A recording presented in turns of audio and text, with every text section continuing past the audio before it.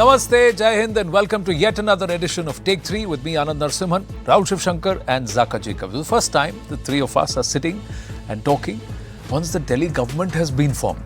We're not even saying that the elections are over. The Delhi government has been formed. They took 10 days. This seems to be that they have a period of this 10 days, and no matter which state it is and no matter what state it is in, they will take these 10 days. But they have, and Delhi has its fourth Mahila Chief Minister in Rekha Gupta, the ninth Chief Minister of the state of Delhi. Zaka Jacob, did you think it would be Rekha Gupta? Did you have these punts ki kaun banega Mukhyamantri? No, I was telling people in the newsroom that, I mean, if anybody has, for want of a better phrase, dibs on the post of Chief Minister, it has to be Parvesh, because he was the giant killer. He defeated Kejriwal. I mean, even though Kejriwal was not the sitting Chief Minister, the fact is he defeated a political movement which was symbolized with this man. I mean, he was the representative of that political movement, which was ruling over Delhi for the last 10 plus years, and he defeated him right in the heart of New Delhi. So if anybody, politically speaking, had sort of dibs on the post, it had to be him. But then that's not the way the BJP operates. The BJP has different calculations. And, you know, like I said on the show earlier this week, on the day that she was chosen, our heartiest wishes and congratulations to Rekha Gupta, because she's got a very, very onerous task cut out for her. There's a lot of expectations because, the BJP is coming to power in Delhi after 27 years. They've really raised up, the level of expectations, whether it's cleaning the Yamuna, whether it's getting, the infrastructure back in Delhi, clearing up the sewage, these mounds of garbage that we see. I mean, it's not befitting of a national capital. And there's a lot of work that's going to be done, that needs to be done over the next 5 years.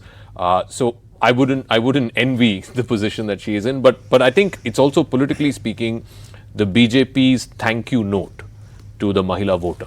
Not just the Mahila voter of Delhi, but I think it's an acknowledgement in that sense to the Mahila voters in Maharashtra, the Mahila voters in Haryana, and all India too. That today the most important vote bank is not Dalit or OBC or, upper caste. The most important vote bank in this country is Mahila. I think Mahila is sort of organizing themselves in a way that cuts across class, caste, etc. And political parties are, very, very acutely aware of it, and they're very acutely attuned to it. So different parties have tried different strategies to, appeal to this Mahila. Clearly the BJP has had a better track record in it in terms of just electorally speaking. And I think it's an acknowledgement from the BJP's top leadership that, look, thank you for, supporting us. Yes, we have made some promises to the Mahila voters of Delhi, and we will keep those promises. But like I said, it's not just, Rekha Gupta's role is not going to be confined to just keeping the women of Delhi happy. I think the middle class of Delhi, which was completely upset with Aam Aadmi Party, I mean, basically governance had gone to the dogs in Delhi. And I think governance needs to be put back on track.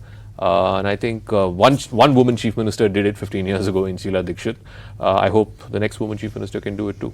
Yes, I agree with you on a lot of things, but disagree with you on looking at this entire vote bank. I disagree with this word of vote bank and looking at a group or cluster of people from even a political prism as a bank.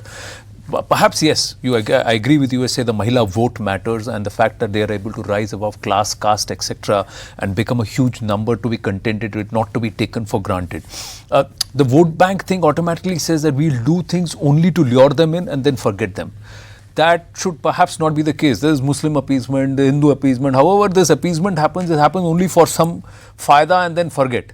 Here, I feel this should be the start of many things to come. The Prime Minister said reservation for women. Prime Minister said that by post the delimitation happens, the new Parliament will have 33% women elected representatives. This encourage more women to look at active politics. And she is an old hand. She's a first-time MLA, but she's been there in student politics from the 90s with ABVP, etc.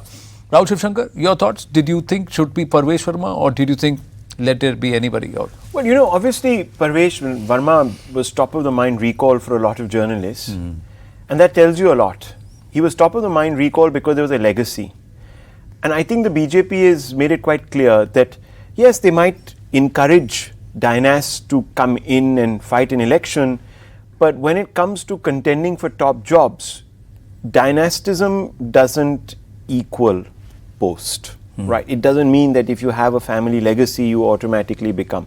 So I think somewhere that played in the decision making, and it sort of went against Mr. Verma because he was the lead contender. But you have to also remember that I think the BJP, and there is now anecdotal evidence across the board in several states, they pride themselves in building a next gen and bringing up grassroots politicians.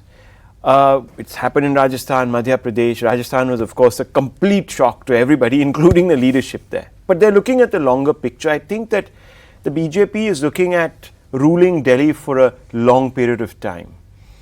Now, the stars have aligned for Ms. Gupta because it so happens that there's a BJP government at the center, there's an LG, and of course there will be a chief minister now. So it's in a sense a triple engine. So her job should be easier in getting approvals and sanctions and maybe even monetary help. Implementation remains a challenge, and I think that someone who understands Delhi at the end of the day, how the system works, the MCD councillor is a tough chap to get going or woman to get going, right? It's not easy. She's been one of those people. So I think she knows the system very well from inside, and they needed somebody who had an idea of how to deal with these 2 or 3 tiers that collide sometimes in a manner that kind of paralyzes governance in Delhi. So I think they needed somebody who was good at that. Of course, Parvesh Verma's father, Sahib Singh Verma, was the chief minister, so he would have seen his father working at close quarters. But I think they also wanted to send a message that, look, people who have stuck by us and the capital at that level, right, where they have toiled and they have fought wars for us, etc., in those narrow bylanes where what one requires is somebody that understands the problem of that bylane. Yeah, feet on the ground, ears on the ground. So if you're Sahib Singh Verma's son, Parvesh Verma, the first optics that goes out is, slightly ivory tower now, Are you looking at all of them not as visionaries but actually executors? The person who said namaste to everybody looked into their eye and said, "Kaam pe lag jao." That is the Prime Minister. And somewhere it's going to be directed from there, saying that you got to deliver in the next 4 years. Look, I think one of the sort of unfinished pieces in the last 10 years, from Mr. Modi's point of view, is actually the national capital, because it's frankly a disgrace. The kind of infrastructure woes that Delhiites have had seen, particularly post-COVID. I think it's really come to the fore, and I think this is something that sort of pricks him. The fact that here you are in the national capital, the country is progressing, it's the fastest growing big economy, so on and so forth, but the national capital is really gone to the dogs. So I think it was a prestige battle for him. Clearly, he's going to be, the star of the show. He's going to be running the affairs. Of course, these people are all the implementers. But I keep saying this again and again. I don't think it's going to be that easy. Yes, one part will be dealing with the LG is going to be easier. There isn't going to be this almost daily antagonism between the Chief Minister's office and the LG's office. So I think that'll be good. So one layer of bureaucracy in that sense will be taken out of the equation. If, for example, the Delhi Chief Minister has a problem with, let's say, getting a project approved or getting funds approved for a project, I do foresee a situation where officers from the CMO can touch base directly with the PMO and the issue can get sorted. It wouldn't have happened in a Kejriwal tenure when Mr. Modi was Prime Minister. But can I say, something slightly controversial here? That is, I think Rekha Gupta's choice also is a post-2024 imprint. And I'll tell you why. I mean, I have a thesis on, a theory on this. That if you look at the states that the BJP's won after the 24 general elections, Haryana, Maharashtra, I think there is a firm imprint of the RSS on the choice of chief ministers. Like the 23 election, when the BJP was at its peak, just before the reversal in the Lok Sabha election, the fact that Rahul said, I mean, no one knew who Bhajan Lal Sharma was in Rajasthan, not even the Rajasthan state leadership. Like I remember that famous expression of Vasundhara Raje when she had to open the chit and read his name. She's like, who? Right? This is the chief minister, has been, the foremost politician in that state for 20 years. And she's like, who's this guy? That was a very definitive, Modi imprint, right? The 23 chief ministers, the ones that won in the winter of 23. removing Shivraj Singh Chauhan after winning 160 seats and putting in place a Mohan Yadav was definitely an imprint of a politician par excellence who's at the top of his game. That kind of got knocked down a notch or two during the 24 general elections because of the reduced majority from 303 to 240. Now, post that, and we've seen RSS work on the ground both in Haryana and in Maharashtra and certainly in Delhi. So I think this is their way of saying that, look, we need to have a say here. We need to be looped in, and we need to give our assent or whatever it is on your final pick. And can I, just 10 seconds. Yeah. I don't think it's a coincidence that the day Rekha Gupta's name was announced was also the day where the new RSS office in Delhi was inaugurated, and Mr. Bhagwat was in town. No, so I don't think that's a coincidence. No, there are no such things as coincidences, but you would agree that the RSS is, because we are given to understand that one day before this name was decided, a very serious senior RSS functionary was also involved in this conversation. Expand this conversation. I don't think that the RSS has been ever out of. Yeah, they've always been. Look at Sundarlal Patwa, look at Shekhawat Sahab, look at Uma Bharti, look at the choice of other leaders like Kalyan Singh, look at the Prime Minister himself, look at Mr. Vajpayee, look at Mr. L.K. Advani, others. I mean, the guiding force, let's put it like that, or the guiding arm or the guiding hand has been the RSS all along. We know this, and I think that but there has been a shift from that hum apne aap mein saksham hai to the Sangh being very clearly involved. That is, I agree with you, that is true. But to say that, this is a new phenomena, I'd sort of add a caveat there. But nonetheless, I mean, the point is well taken, because the RSS definitely did have some influence here, and as you said, coincidence. No, because Parvesh Sharma also had the Sangh's backing. Absolutely, and we talk Parvesh Sharma in his constituency also had. When we talk about prime ministerial candidates, we look at Mr. Gadkari, for instance, and we say he's close to Nagpur. We talk about Mr. Fadnavis, close to Nagpur. We talk about even the former Chief Minister of Haryana. Being somebody from, being from the ranks, on their way RSS workers, so I think, and then look at the JP Nadda, PM Modi, all of them are also they've all done the whole prachar work. So this sort of thing is there, but I think fundamentally, just let's expand this to the time right now without sort of looking at why and who. The point is, and this is something that I have some hope from, is that there is, as they say, a alignment now, at least of powers.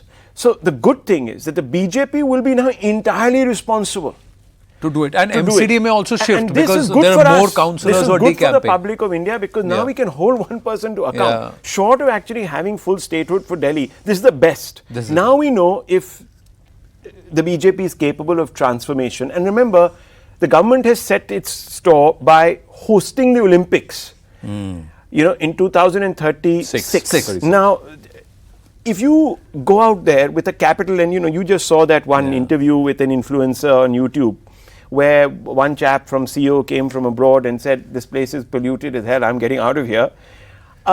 This doesn't go down well with an aspiring power, that can't even sort of qualify, meet the eligibility criteria to host.